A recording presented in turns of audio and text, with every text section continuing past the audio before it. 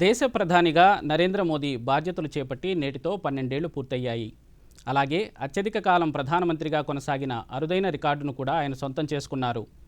ఇప్పటివరకు అత్యధిక కాలం దేశాన్ని పాలించిన ప్రధానిగా పండిట్ జవహర్లాల్ నెహ్రూ పేరిట ఉన్న రికార్డును అధిగమించిన మోదీ నూతన అధ్యాయానికి శ్రీకారం చుట్టారు.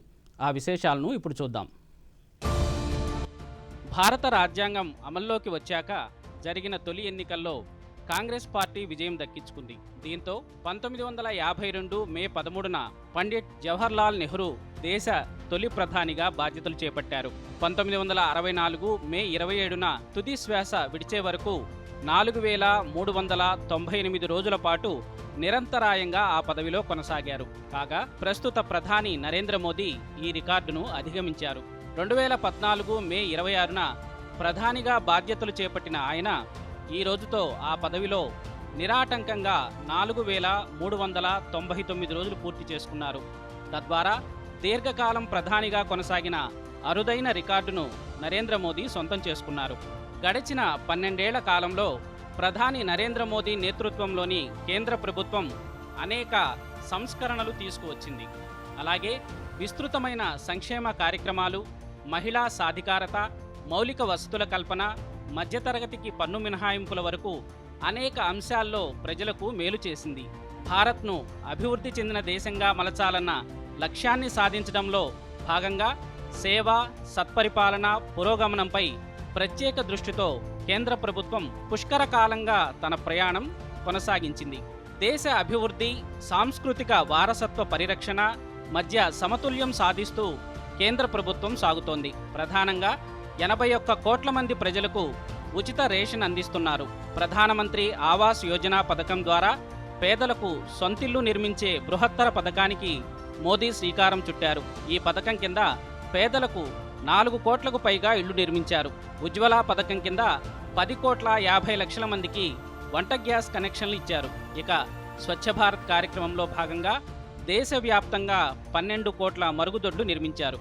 జై కిసాన్ అన్న స్ఫూర్తిని కొనసాగిస్తూ పీఎం కిసాన్ పథకాన్ని అమలు చేస్తున్నారు. ఈ పథకం కింద అన్నదాతల ఖాతాల్లోకి గడచిన 12 ఏళ్ల కాలంలో 4,30,000 కోట్ల రూపాయలకు పైగా నిధులు అందించారు. పంటల బీమా కింద 4 కోట్ల మందికి 2 లక్షల కోట్లు చెల్లించారు. కనీస మద్దతు ధర కింద 26 లక్షల కోట్ల రూపాయల విలువైన పంటల ఉత్పత్తులను కేంద్ర ప్రభుత్వం సేకరించింది. కిసాన్ క్రెడిట్ కార్డ్ స్కీమ్ కింద 8 కోట్ల మంది రైతులకు ప్రయోజనం చేకూరుస్తున్నారు. భారతదేశ రక్షణకు కూడా ప్రధాని నరేంద్ర మోదీ నేతృత్వంలోని కేంద్ర ప్రభుత్వం అధిక ప్రాధాన్యం ఇస్తోంది. మేక్ ఇన్ ఇండియాలో భాగంగా స్వదేశీ ఉత్పత్తులకు ప్రాధాన్యం పెంచారు.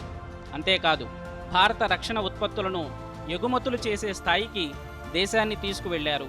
38,400 కోట్ల రూపాయల విలువైన రక్షణ ఉత్పత్తులను ఎగుమతి చేశారు. ఇది దేశంలో అతిపెద్ద మైలురాయిగా చెప్పాలి.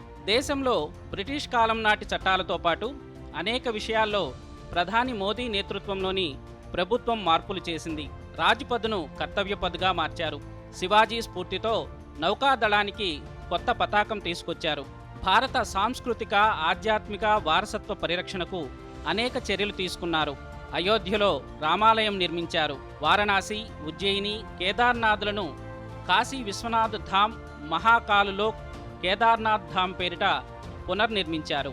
12 సంవత్సరాల ప్రధాని మోదీ హయాంలో భారీ మౌలిక వస్తువుల కల్పన ప్రాజెక్టులు చేపట్టారు. అటల్ సేతు, సుదర్శన్ సేతు, చీనాబ్ రైలు బ్రిడ్జి, బోగీబీల్ బ్రిడ్జ్, పంబన్ సముద్ర వారధి వంటివి వీటిలో కీలకం. 26 నగరాల్లో 1100 కిలోమీటర్ల మేర మెట్రో రైల్ నెట్వర్క్ను విస్తరించారు. 164 వందే భారత్ రైళ్లు ప్రవేశపెట్టారు.